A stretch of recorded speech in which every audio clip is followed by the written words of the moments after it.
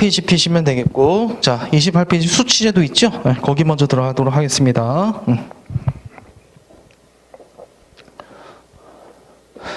상부 때는요, 물어보지 않아요. 상부 때 그냥 건너뛰어도 될 겁니다. 조와 세가 있었다. 그 정도만 해두시면 될 겁니다. 알겠죠? 네, 그 다음에 그 삼국시대 때는 그냥 조와 세가 있는데, 조가 재산세, 세가 인두세라고 나와 있습니다. 인두세의 부담이 컸다는 게 특징이고, 공납은 특산품 말하고, 역은 15세 이상 남자를 동원했다라 이런 기록이 있습니다. 상국은 건너뛰세요. 통신라부터 보면 돼요. 알겠죠? 자, 수치에도 하면요, 이렇게 크게 나눠진다고 보시면 돼요. 첫 번째가 뭐였더라? 조세가 있습니다. 조세는 쉽게 무슨 세가 된다? 토지세, 그 정도만 들어가시면 돼요. 무슨 세라고요? 토지세. 오늘 따지면 무슨 세가 된다? 재산세라고 보시면 될 겁니다. 토지세. 자, 그 다음에 공납이라고 있죠? 두 번째도 뭐였더라? 공납이라고 있습니다. 공납. 공납은 뭘 바치는 걸 만다? 특산품을 바치는 게 특징이라고 보시면 돼요. 뭘 바친다고요? 특산품을 바치더라. 특산품이 뭔지 알고 있죠? 나주하면 뭐가 유명하고, 배가 유명하고, 보성하면 녹차가 유명하고, 횡성하면 한우가 유명하고, 영광하면 굴비가 유명하고, 이런 것들 뭐다? 특산품. 그걸 바치는 겁니다. 공납. 이렇게 봐두시면 되겠습니다. 그 다음에 또 하나 세금이 있었어요. 공납. 그 다음에 뭐가 있더라? 역이 있더라. 이렇게 받으시면 됩니다. 역은 말 그대로 뭐다? 불인력자예요. 사람 노동력을 부려먹는 거. 그걸 뭐다? 역이라고 합니다.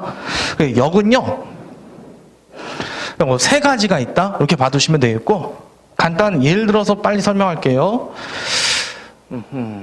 길동이가 있다고 합시다. 길동이.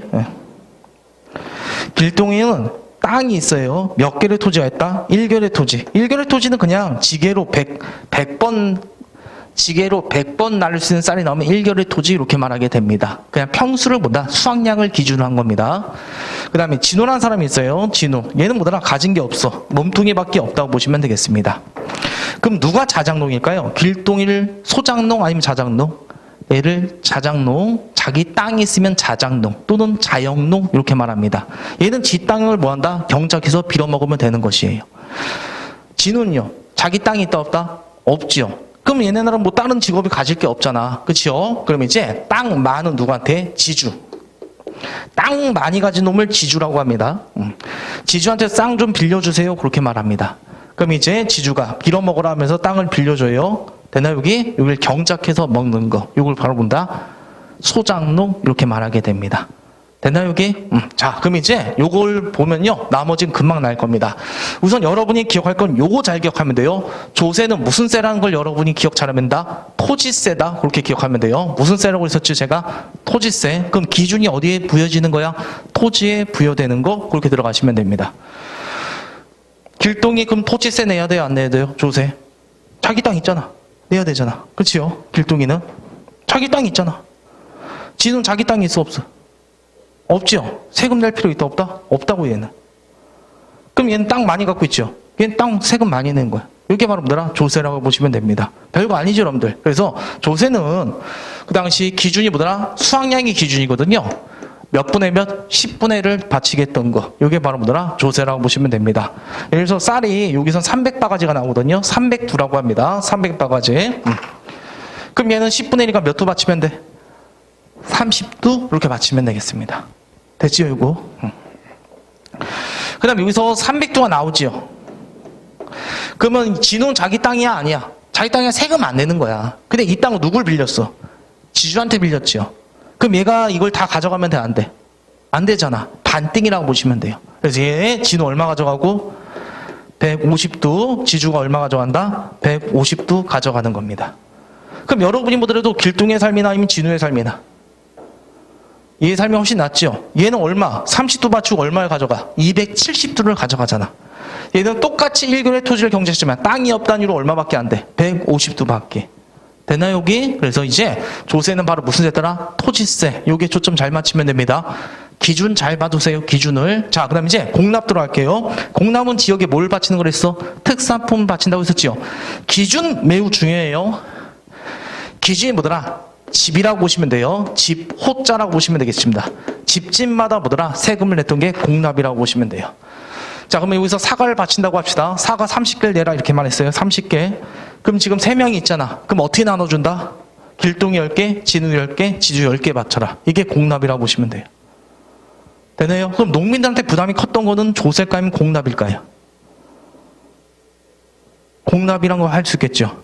얘는 땅이 엄청나게 많잖아. 근데 얘는 땅 하나도 없는 새끼잖아. 세금을 똑같이 내고 있잖아. 농민들한테 부담이 그건 공납이라고 보시면 됩니다. 쉽게 예를 들어서 제가 삼성회사가 세금 똑같이 내면 누구한테 불리하더라? 내가 더 불리하다는 거 알 수 있겠죠. 그거랑 똑같은 게 뭐더라? 공납이라고 보시면 됩니다. 그래서 기준이 뭐더라? 집집마다다. 이거 좀 잘 기억하면 되겠습니다. 공납. 공납은 기준이 집이라는 거 기억하면 되겠고, 매년 내는 걸 무슨 공이라고 하고 상공이라고 합니다. 이거는 뭐더라? 일정 기간이 있는 거 그렇게 받으시면 되겠고, 별공이라도 있어요. 별공. 별공은 뭐더라? 그냥 별개로. 알겠죠? 뭐 마을 잔치가 열렸다. 그럼 무조건 또 따로 걷어간다고 보시면 됩니다. 황태자가 즉위했어. 잔치 벌여야 되겠죠? 그럼 별구. 수시로 걷어들인 게 뭐더라? 별구. 매년 일정 기간에 걷던 게 상구. 상자가 무슨 상자? 항상 상자. 일정한 시기가 정해진 걸 상공과 별공이 있다. 이 정도만 살짝 들어가면 되겠습니다. 그 다음 역 들어갈게요. 역의 기준은 뭔지 알 건데 여러분이 다. 역의 기준은 뭐가 될까요? 요거 뭐더라?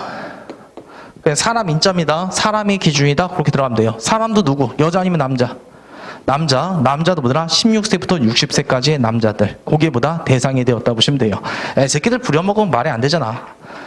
그 아동 착취 노동이고, 그치요? 네. 16세부터 몇 세까지? 60세까지 남자. 죽을 때까지 부려먹었다고 보시면 됩니다. 자, 이게 역이고, 그 역의 종류는 그냥 편하게 들으시면 돼요. 요거는 그냥. 요 역이 있어요. 이번에 다리가 부서졌다. 그럼 다리 만들 때 사용하죠? 그럼 요역이라고 합니다. 성곽이 무너졌어. 성 부실 때 뭐더라? 마을 사람들 데리고 와서 일 시키는 걸 요역이라고 하고, 그 다음에 군사훈련 시키면 무슨 역이라 할까요? 군역 이렇게 말하게 됩니다. 세금 종 몇 가지 있더라? 세 가지 이렇게 봐두시면 되겠습니다. 어려운 거 없죠? 자, 그럼 이제 줄 쳐볼까요? 통일신라 조세 줄 치고 10분의 1. 공납은요, 촌락반이 특산품 줄 쳐요. 역은요, 요역과 군역이 있다. 이것이 그냥 어디로 간다? 고려시대로 이어진다고 보시면 돼요. 고려시대로. 됐죠, 여기? 그래서 고려만 잘 줄 쳐놓으면 돼요. 자, 조세는 똑같은 게 무슨 세다? 토지세죠. 자영농은 몇 분의 몇? 10분의 1. 그 다음에 소장농은요 2분의 1. 그거만 줄지. 국유지는 건너뛰시고. 이 국유지는 뭐냐면 그거야. 얘는 뭐더라? 지주는 개인이지요. 개인한테 빌리면 2분의 1이고, 근데 국가가 소유한 땅을 빌릴 수도 있어요. 그때는 4분의 1이라는 뜻입니다. 근데 그런 건 물어보지 않으니까 건너뛰시고. 자, 그다음에 공납에 뭐가 있더라? 상공과 뭐가 있더라? 별공이 있다는 거. 되겠죠? 그 정도 줄쳐놓으면 되겠고. 그 다음에 고려 때 역은 똑같이 뭐가 있더라? 요역과 뭐가 있더라? 군역이 있더라. 뭐 크게 차이 나는 거 있다 없다? 없다고 보시면 되겠습니다. 나이는 뭐더라? 따로 안 봐도 될 겁니다. 정리됐나요? 여기까지?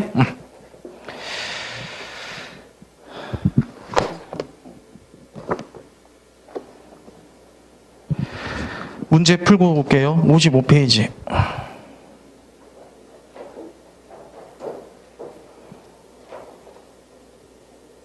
188번. 자, 55페이지 188번 들어갑시다. 가에 대해서 올바른 거. 뭐에 대해서 알려주세요. 중앙의 물품의 종류와 수량을 주연에 부과하여 지방이 주연과 속현, 향부국수. 거기 우선 소 동그라미 치고. 여러분들 소 나왔다. 무조건 어느 시대라는 걸 기억하면 되고 고려 시대라는 걸 기억하면 됩니다. 그 다음에 핵심은 뭐가 된다? 맨 마지막에 집집마다 거두었다. 집집마다 거두었다. 그럼 뭐예요? 조세 공납 몇 중에서 공납이구나. 그렇게 들어가시면 됩니다. 그럼 공납과 관련된 거 들어가면요. 1번은 말 그대로 역이네. 그치요? 2번은요. 조세라는 거 기억나죠? 그 다음 남자들한테 부과했던 건요. 노동력이니까 이것도 역이 되겠고. 정답 몇 번 들어가면 되더라? 4번. 쉽게 나오지요? 5번은 뭐가 되죠? 조세라고 보시면 됩니다. 조세, 땅 세금이니까 그 정도 해두시면 되겠고. 190번 이것도 한번 해보시겠어요? 190번 문제가 매우 좋아요. 그림의 대화에 나오는 땅과 같은 토지에 대한 설명으로 옳지 않는 것 그렇게 나왔습니다. 저 길가의 큰 나무 바로 옆에 논이 아버지 백정농민 우달로부터 갔던 땅인가요? 그렇단다. 내가 나중에 너에게 물려주려 한다. 이건 한마디로 땅이 되겠죠. 알겠죠? 땅. 옳지 않는 거. 집집마다 요약을 부과하는 기준이 땅이었어요. 요약은 기준이 뭐라고 했었죠? 사람이라고 말씀드렸죠. 쉽게 정답 몇 번? 1번 이렇게 나오시면 돼요. 결국 뭘 물어본 거다? 이 문제는요. 아, 조세, 공납, 여계. 뭘 물어본 거다? 기준을 물어본 거구나. 그렇게 해두시면 되겠습니다. 그 다음에 나머지 내용들은 한번 읽어볼게요. 외고노비도 능력만 있으면 수용할 수 있다. 이건 사회사 때 우리가 또 배우게 될 거예요. 그 다음 3번. 땅을 소유한 토지에 부과되는 조세 납부. 그 다음에 고려 때 이게 고려 시대거든요. 고려 때는 뭐더라? 재산이 똑같게 분할 상속되었습니다. 남녀 차별 없이. 그 다음에 소짝 줄 경우 주인은 얼마 가져가더라? 반띵 했더라. 우리가 배웠던 거 그대로 나왔던 거 이렇게 두시면 되겠습니다. 크게 어려운 거 없죠? 자, 그래서 우리 요거 세 가지 이렇게 봐두시면 되겠고, 그 다음 이제 다시 와서 교재. 다시 교재 와서 28페이지 봅시다. 자, 그러면 여러분들 이 조세 공납 여기 거의 이렇게 세 가지로 딱 거의 정형화된 건 언제부터? 통일신라. 그리고 확실하게 정형화된 건 어느 시다? 고려시대. 이렇게 봐두시면 되겠습니다. 그러면 국가에서 토지와 공납과 역을 걷기 위해서 뭘 파악해야 돼요? 백성들이 얼마큼 땅을 갖고 있는지, 애새끼들은 얼마를 갖고 있는지 이런 것들을 조사해야 되겠죠. 그래서 통일신라 때는 그 조사했던 문서가 있거든요. 통일신라 밑에 나와 있을 거예요. 그걸 무슨 문서라고 하더라? 민정문서라고 해요. 민정문서. 네. 다른 말로 또 뭐란다? 촌락문서라고도 합니다. 단어 잘 기억하면 되겠고요. 이건 누가 조사했던 거다? 촌주가. 촌주가 매년 조사해서 3년마다 작성합니다. 조사는 매년 하고 3년마다. 자세한 내용 필요 없어요. 그냥 여러분이 민정문서 정도만 잘 기억해두면 될 겁니다. 그래서 뭐와 뭐를 조사한 거다? 이걸 조사한 거예요. 그냥 호와 뭘 조사한 거다? 구를 조사한 거. 이게 뭐더라? 민정문서라고 보시면 되겠습니다. 됐나 여기? 말 그대로 무슨 파악했더라? 호구조사. 지분 알겠죠? 집은 사람이 많고 적음에 따라 9등급으로 나눠서 조사했고요. 구는요, 남녀별, 나이별로 6등급으로 조사했더라. 한마디로 뭐다? 인구. 파악했던 거, 이렇게 두시면 되겠고요. 인구만 파악했을까요? 아니면 토지도? 토지도 조사했습니다. 알겠죠? 그 다음에 또 뭐도 조사했을까요? 가축 수도 조사했어요. 그 다음에 나무가 몇 그루인지 조사하고요. 그 다음에 뭐더라? 가축수, 나무수, 모든 걸 조사했던 게 민정문서라고 보시면 되겠습니다. 이건 언 때더라? 통일신라 때. 그렇게만 기억하면 됩니다. 밑에 줄쳐요. 자, 통일신라 밑에 민정문서 줄치고, 누가 조사했더라? 촌주가. 그 다음 뭐와 뭐를 조사했다는 거, 호 줄치고, 구 줄치고, 호구조사. 그 밖에 가축수, 나무수를 기록했더라. 그렇게 해두시면 되겠습니다. 됐나 여기? 그 다음 오른쪽. 고려 때는요, 이걸 뭐라고 하더라 이제? 인구조상을 고려 때는 뭐더라? 호적작성. 인구조사는 뭐더라? 호적작성. 그렇게 말합니다. 호적. 그 다음에 토지 족사하는 걸 뭐란다? 양안이라고 합니다. 그 호구조사에서 만든 문서를 뭐라고 해요? 호적이라고 하는 것이고, 그 다음에 토지 문서를 뭔다? 양안. 그렇게 말합니다. 그럼 교재 민정문서 오른쪽에 양안과 호적, 이건 언제부터? 고려 때부터 조선까지 똑같게 명칭으로 가더라. 명칭 정도만 여러분이 좀 봐뒀으면 됐을 겁니다. 한 문제 풀고 들어올게요. 자, 페이지 54페이지.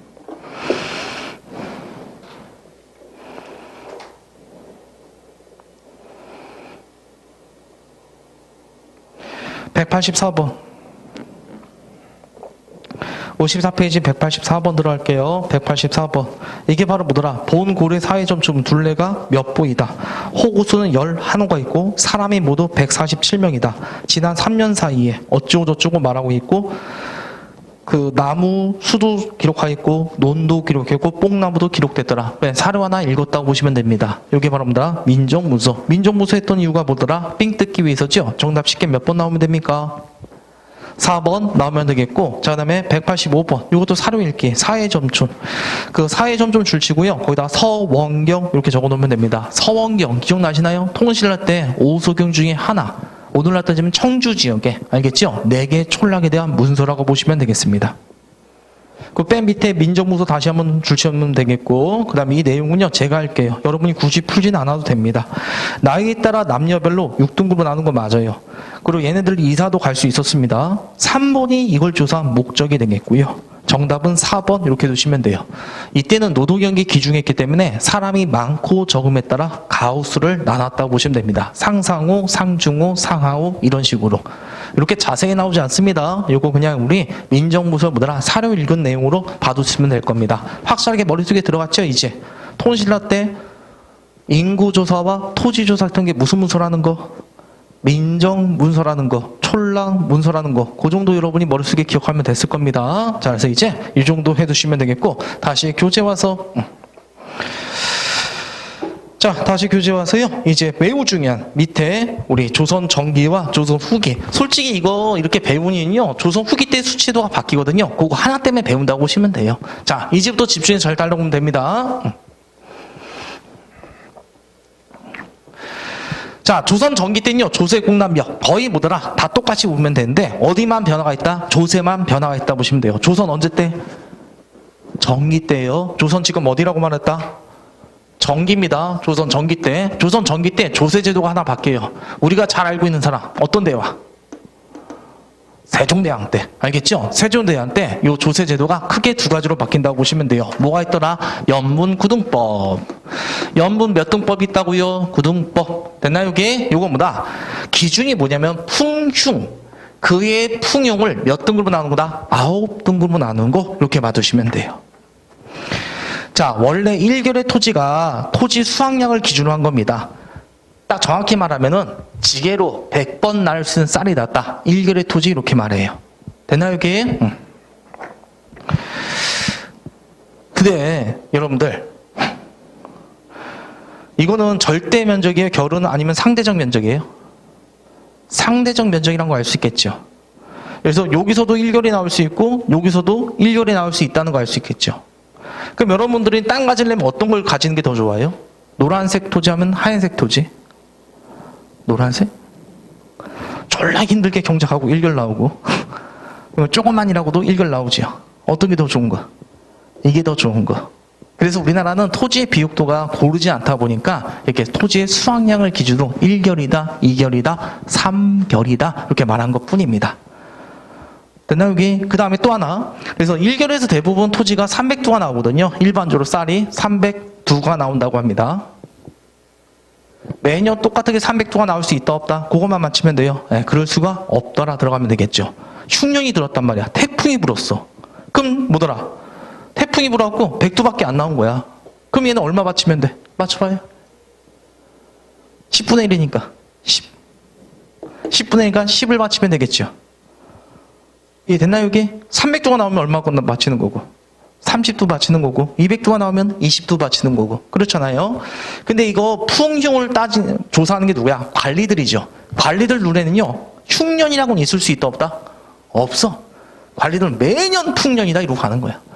쪽박쳤단 말이야. 300이 아니라 100밖에 안 왔단 말이야. 근데 관리는 한마디 하면 뭐예요? 올해도 풍년이다 이러고 가버립니다. 뭔 뜻이야? 30도 똑같이 내라. 그럼 30도 내면 10분의 1일 수 있어, 없어? 없는 것이죠. 이런 관리들의 농간이 있다 보니까 그의 흉년인지 풍년인지를 정해준 게 바로 뭐더라? 세종대왕이에요. 국가가 정해줬다고 보시면 됩니다. 그의 풍흉을. 되겠죠? 그래서 어떻게 나왔더라? 뭐 대강 나누면 상, 중, 하로 나누고요. 상상년, 상중년, 상하년. 그래서 최고 1결당 몇 두? 20두, 18두, 16두. 이런 식으로 나눈 거예요. 그래서 최하 뭐더라? 하년이면 4두까지 차등적으로 거둘 수 있게 세밀한 조사했던 게 뭐더라? 바로 연문구등법. 농민들 위해서 진짜 이상한 거 많이 만들었죠. 세종대왕. 그래서 세종대왕 때 뭐 기억합니다라? 연문구등법. 이건 정치사랑이요. 그래서 세종대왕이란 거 잘 기억해 두시면 되겠습니다. 됐나요, 여기? 그 다음에 토지의 비옥도를 나누는 게 전분 6등법이 되거든요. 전분 몇 등법? 6등전 이렇게 봐주시면 돼요. 이건 그거야. 아까 말했듯이 토지의 비옥도가 다르잖아. 그 등급을 나눈 거. 거기보다 전문 6등법이 되겠습니다. 토지 크다고 해서 무조건 2결이라고 하면 돼, 안 돼? 안 되잖아. 비옥도의 얘들아 1등급부터 몇 등까지 6등급으로 나눈 거. 이게 전문 6등법이 되겠습니다. 이게 되셨죠? 그래서 이걸 합쳐서 뭐라고 한다, 우리가? 공법이라고 하게 됩니다. 합쳐서 뭐라고 한다? 공법. 이거는 예를 들어주면 금방 이해하더라고요. 예를 들어주면. 아까 전에 전문 6등법은 1등전, 2등전, 3등전, 4등전, 5등전, 6등전까지 있는 거지요. 가장 좋은 토지가 이거고 가장 안 좋은 토지가 이거야. 되겠죠? 그럼 1등전의 토지 1결이 갖고 있더라. 그 다음에 6등전의 토지 1결을 갖고 있다고 합시다. 아주 쉽게. 이의 풍년이 하년이 나왔어. 하년은 1결당 몇 두만 맞히면 된다? 4두만 맞히면 되거든요. 1결당 몇 두만? 4두만. 그러면 1등전의 토지 1결이죠. 근데 육등조등보다 똑같은 일결이란 뜻이야. 크기가 다를 뿐이고 나오는 건 다 똑같다고 보시면 돼요. 그래서 여기서 몇 두 받치면 되고 4두 받치면 되고 육등조도 마찬가지예요. 일결이니까 몇 두? 4두. 그래서 총 몇 두 받치면 된다? 8두만 받치면 된다고 보시면 돼요. 더 쉽게 이건 필요 없다고. 등전 뭐더라 그냥 토지의 비육도 나눈 거니까 그의 풍년만 따져서 받치면 되더라. 그렇게 두시면 돼요. 한능검에서 이게 제대로 나온다 안 나온다? 절대 계산하는 거 문제 안 나옵니다. 여러분은 어떻게 기억하면 돼? 요거 두 개는 누가 했더라? 농민들을 사랑한 누가 했더라? 세종대왕이 했다. 그것만 잘 기억해 두시면 되겠습니다. 이걸 합쳐서 뭐라 한다? 공법이라고 합니다. 됐나요? 심지어 백선한테 여론조사까지 해서 찬반 의견을 물었던 게 세종대왕이 되겠습니다. 그래서 이런 건 자료로 많이 나올 수 있어요. 자, 그래서 여러분들 그 밑에 조선 전기 때 공법 줄치고 세종대왕 연도외국이 되게 좋다. 1444네 연부구두법 줄치고 풍유 1결당 20두나 하한연 1결당 4두 외울 필요는 있다 없다? 없다고 보시면 됩니다. 그 다음에 밑에 전문 육등법 그 정도만 두시면 되고요. 공납과 유예권 따로 바뀐 게 있다 없다? 없다고 보시면 되겠습니다.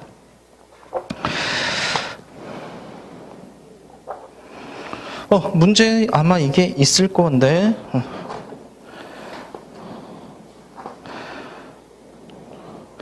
58페이지 198번 하나 하고 우리 잠깐 쉬도록 하겠습니다.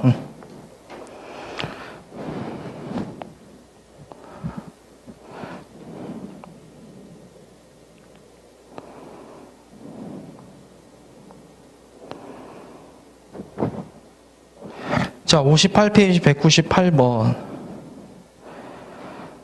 토지 1결당 최대상이 300도로 정하고 수확량에 따라 조세를 조정해 왔대요. 그러나 작황이라고 나왔죠? 작황이 뭐야? 풍년인지 흉년인지 그걸 따지는 관리들의 농간이 심하다고 합니다. 그럼 뭐 하면 돼? 국가 차원에서 그의 풍년과 흉년을 정해주면 되겠죠? 네, 그래서 요거랑 관련된 거 정답 몇 번 들어가면 될까요? 5번 이렇게 고르시면 되겠습니다. 확실하게 이해되셨죠? 그리고 제가 다시 한번 말하지만 지금 여기 경제사가 설명할 게 좀 많아요. 근데 애울 건 많다 아니면 적다? 적다고 보시면 돼요. 애울 거는. 그리고 솔직히 한능검에서는 이거 하나 물어보고 끝나요. 그 다음에 우리가 잠깐 쉬었다가 배울 게 있거든요. 이제 조선후기 때 조세, 공납, 여기 싹 다 바뀝니다. 시험 문제 90% 답들아 조선후기 수치도가 변화되는 거. 근데 이걸 이해하지만 어떻게 변하는지 알 수가 있거든요. 그래서 우리 잠깐 쉬었다가 이제 가장 중요한 조선후기 수치도 변화 들어가도록 하겠습니다. 10분 쉬었다 들어갈게요.